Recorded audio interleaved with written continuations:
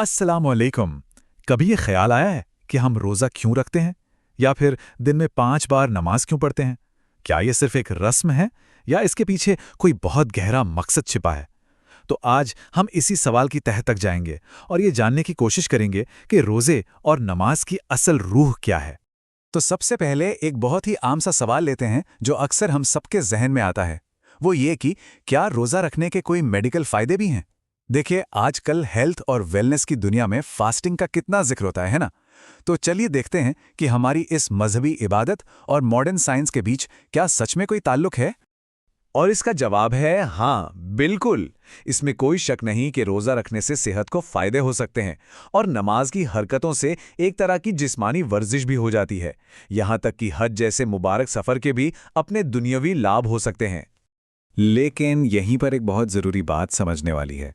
देखिए, ये जो सारे फ़ायदे हैं ना, ये बस एक कह लीजिए एक बोनस की तरह है, असल इनाम नहीं है। ये ज़िम्नी है, मतलब साइड बेनिफिट्स। इसको ऐसे समझिए, मान लीजिए हम कोई कोर्स करने जाते हैं कुछ सीखने के लिए, और वहाँ हमें एक पेन फ्री मिल जाता है। तो हमारा मकसद वो पेन लेना तो नहीं था ना, हमारा मकसद तो सीखना था। बिल्कुल इसी तरह रोज़े और नमाज का जो असली मकसद है वो इन छोटे मोटे दुनियावी फ़ायदों से कहीं कहीं ज़्यादा बड़ा और गहरा है। तो फिर असल मकसद है क्या?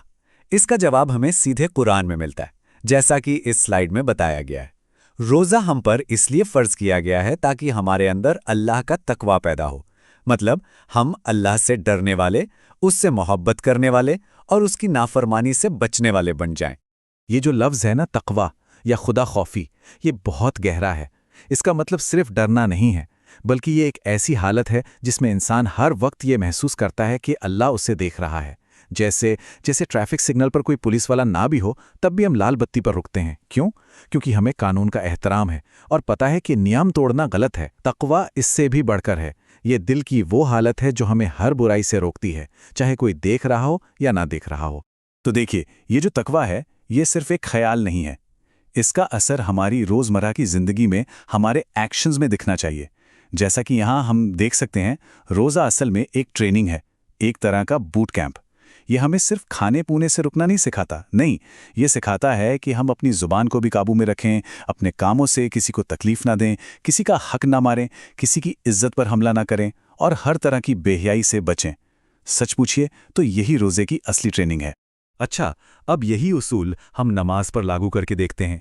जैसे रोज़े का मकसद सिर्फ भूखा रहना नहीं है, वैसे ही नमाज का मकसद भी सिर्फ उठना बैठना नहीं है।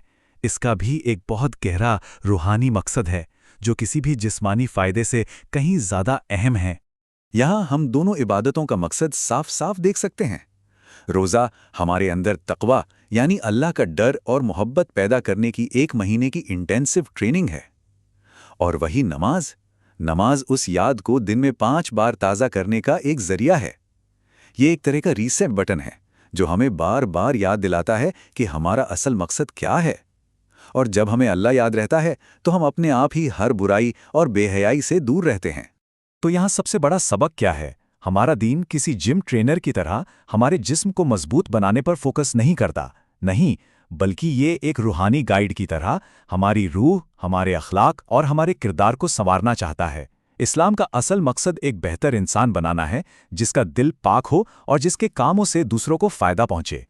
और इन सभी कामों के लिए एक बहुत खूबसूरत लफ्ज़ है, इबादत। इबादत का मतलब है हर काम सिर्फ और सिर्फ अल्लाह की खुशी के लिए करना, बिना किसी दुनियावी लालच के। ये एक ऐसा रिश्ता है जिसमें बंदा अपने रब के सामने पूरी आजीज़ी के साथ झुक जाता है, सिर्फ उसकी मोहब्बत और उसकी रज़ा के लिए। तो अगली बार जब हम रोज़ा रखें या नमाज के लिए खड़े हों, तो हमें ये याद रखना चाहिए कि हम ये किसी दुनियावी फ़ायदे के लिए नहीं कर रहे हैं। हम ये सिर्फ और सिर्फ अल्लाह की इबादत के लिए कर रहे हैं। हमारी नीयत जितनी खालिस होगी ना, हमारी इबादत उतनी ही कबूल होगी और हमारी रूह को उतना ही सुकून मिलेगा।